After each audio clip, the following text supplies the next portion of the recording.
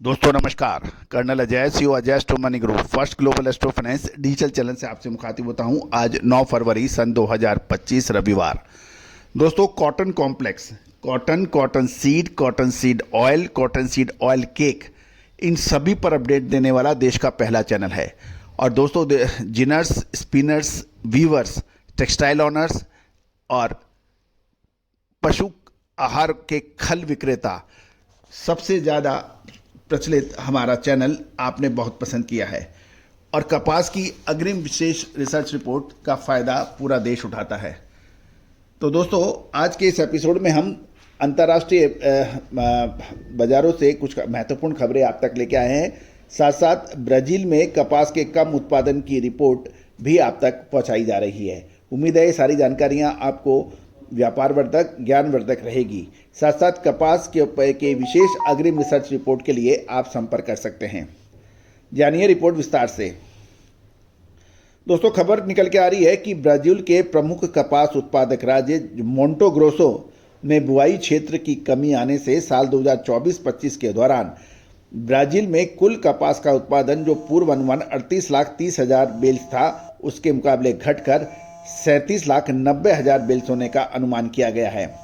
साथ साथ ग्लोबल कपास की सप्लाई को लेकर चिंता की स्थिति में कपास का मूल्य 0.02% बढ़कर 53,600 रुपये प्रति कैंडी के होने के समाचार हैं। यदि हम अमेरिकन कृषि विभाग की बात माने तो साल 2024-25 के दौरान ग्लोबल कॉटन प्रोडक्शन पूर्व अनुमान के मुकाबले बढ़कर 11 करोड़ 74 लाख बेल्स होने का अनुमान है। लेकिन अभी भी ग्लोबल लेवल पर कॉटन की सप्लाई में कमी देखी जा रही है। दूसरी ओर भारतीय कपास संघ ने साल 2024-25 के लिए भारत का कपास का उत्पादन पूर्व अनुमान के मुकाबले 2 लाख बेल्स बढ़ाकर 3 करोड़ 4 लाख 25,000 बेल्स का अनुमान किया है। जबकि दक्षिण भारत में स्पिनिंग मिल मांग के मूल्य से मजबूती का रुख देखा गया है, क्योंकि सदर्न पार्ट से स्पिनिंग मिल लगातार अग्रेसिव बाइंग कर रही हैं। दोस्तों ये ध्यान देने वाली बात यह है कि भारत में लगभग 9% के आसपास बिजाई क्षेत्र इस साल घटा है। साथ साथ उत्तर भारत के राजस्थान, पंजाब और हरियाणा, इन 3 राज्यों के अंदर कपास का उत्पादन और क्वालिटी दोनों ही हल्की हुई है। लेकिन ये ध्यान देने वाली बात यह है कि भारतीय कपास अभी भी अंतर्राष्ट्रीय बाज़ारों यानी दूसरे देशों के मुकाबले चीन के बाद सबसे महंगी मानी जा रही है।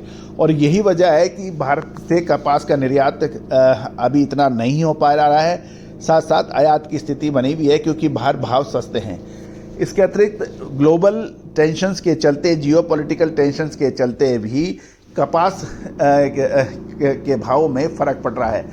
लेकिन अब कपास एक निर्णायक मोड़ पे आ गई है और कपास के जो व्यापारी हैं, स्टॉकिस्ट हैं, जिनर्स हैं, स्पिनर्स हैं, वो अब एक्स्ट्रा कॉशस रख रहे हैं। तो दोस्तों कपास में आगे क्या होने की संभावना है?